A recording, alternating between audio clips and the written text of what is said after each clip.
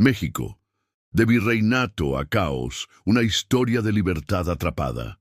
Imagina un México bañado por el sol, donde la plata brilla en las minas y el maíz crece en los campos.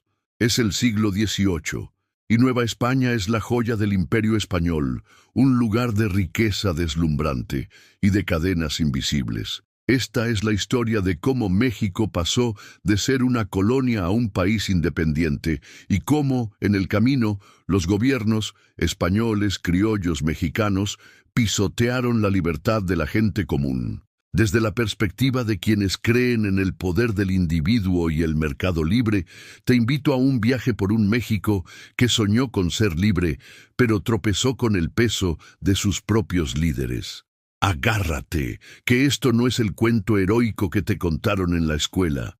Bajo el yugo español, riqueza para pocos, trabajo para muchos. En el siglo XVIII, Nueva España es un coloso. Sus minas de Zacatecas y Guanajuato producen ríos de plata que cruzan el Atlántico para financiar las aventuras de los reyes españoles. En la Ciudad de México, los virreyes pasean en carruajes, mientras los hacendados brindan con vino importado. Pero detrás de las fachadas barrocas, la vida es dura para la mayoría.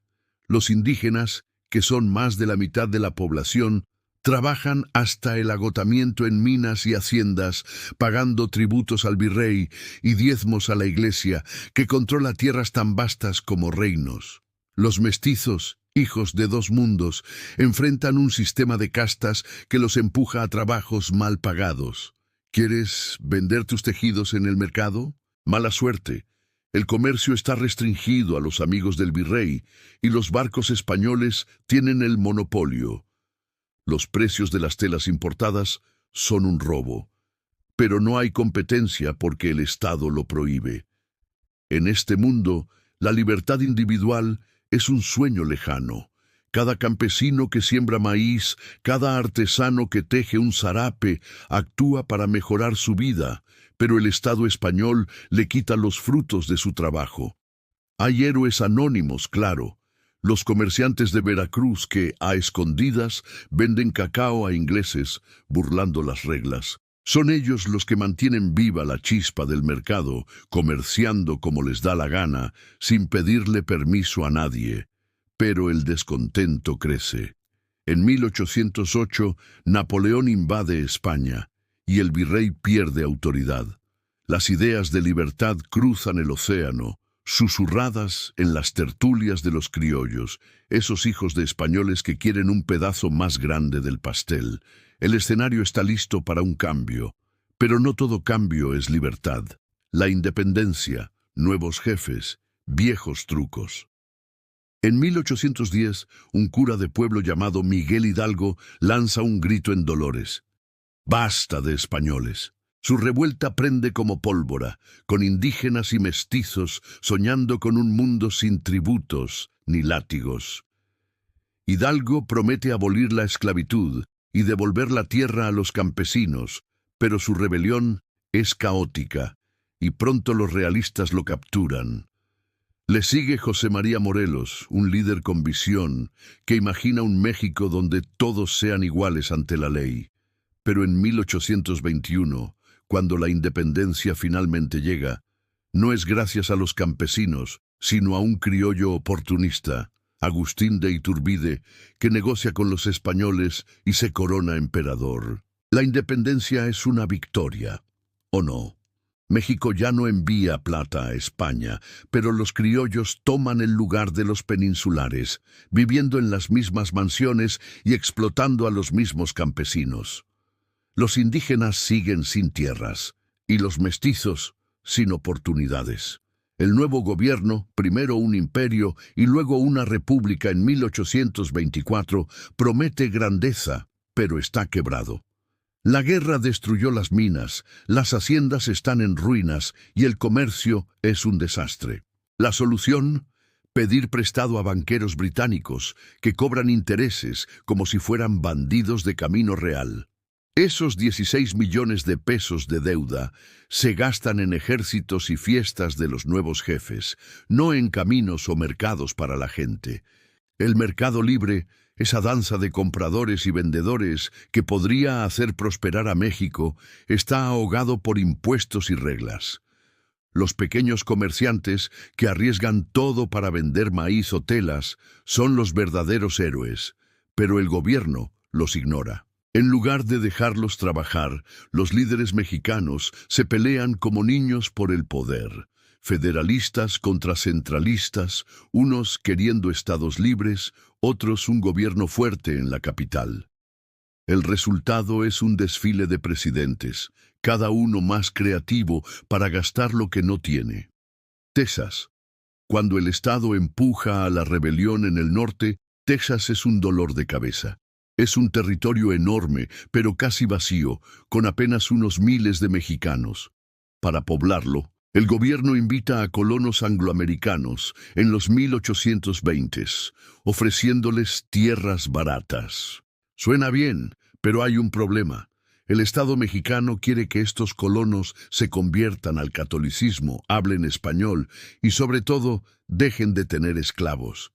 El gobierno mexicano, en lugar de negociar, aprieta las tuercas, prohíbe más inmigración y manda soldados. Los colonos, hartos, se rebelan en 1835, liderados por tipos como Sam Houston. En 1836, tras una batalla épica en San Jacinto, Texas se declara independiente. México, encabezado por el impredecible Antonio López de Santa Anna, pierde la cabeza y casi la pierna, intentando recuperarlo, pero no hay nada que hacer. Texas se va, y México se queda con una lección que no aprende. Cuando el Estado impone reglas sin sentido, la gente se rebela. Guerras, deudas y más problemas. El desastre de Texas es solo el principio. En 1845, Estados Unidos anexa Texas y México, furioso, se niega a aceptarlo. Cuando los americanos envían tropas a una frontera disputada, estalla la guerra México-Estados Unidos, 1846-1848. México, con un ejército mal pagado y líderes más interesados en sus haciendas que en la estrategia, pierde batalla tras batalla.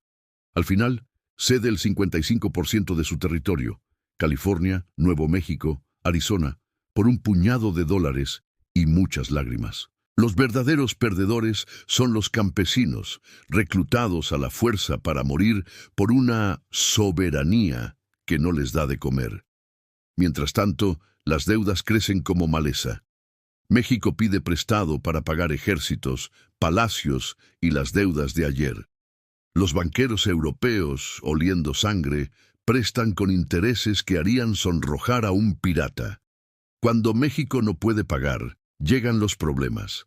En 1838, Francia bloquea Veracruz en la ridícula Guerra de los Pasteles, exigiendo 600,000 pesos por daños a sus ciudadanos, incluyendo un pastelero con mala suerte. México paga, pero la deuda sigue subiendo. En los 1850s, la cosa se pone aún más loca. Los liberales liderados por Benito Juárez chocan con los conservadores en la Guerra de Reforma, 1857-1861. Los liberales quieren quitarle poder a la Iglesia, que tiene más tierras que nadie, y eso está bien en teoría. Menos privilegios, más libertad. Pero lo hacen a lo grande, nacionalizando propiedades y peleando una guerra que deja al país en bancarrota. Cuando Juárez suspende el pago de la deuda en 1861, Francia, Gran Bretaña y España invaden. Los ingleses y españoles se van, pero los franceses se quedan, poniendo a un emperador austriaco, Maximiliano, que dura menos que un taco en una fiesta. Juárez y sus guerrillas lo derrotan en 1867, pero México queda exhausto. ¿Y la gente común? Mientras los líderes se pelean por el poder, la gente de abajo, indígenas, mestizos, campesinos, paga el precio.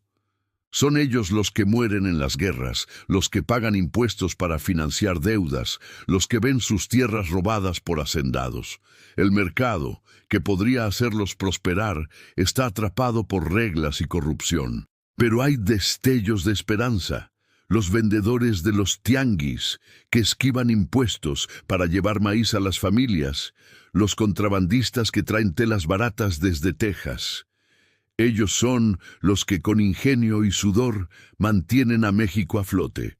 Lección final: la libertad es el camino. Mirando atrás, México no necesitaba banderas ni himnos, sino libertad. Si los gobiernos españoles, criollos, mexicanos hubieran dejado a la gente trabajar, comerciar y vivir sin tantas reglas, el país habría florecido. La independencia fue una oportunidad perdida, no por querer ser libre, sino por cambiar un jefe por otro. Los americanos, franceses y mexicanos que pelearon por soberanía solo trajeron más cadenas. Imagina un México donde cada campesino tenga su tierra, cada comerciante venda sin permisos y nadie te obligue a pelear por ideales que no entiendes. Ese es el México que nunca tuvimos, pero que aún podemos soñar. Porque al final, la verdadera independencia no es una bandera. Es la libertad de decidir tu propio camino, con un taco en la mano y un futuro por delante.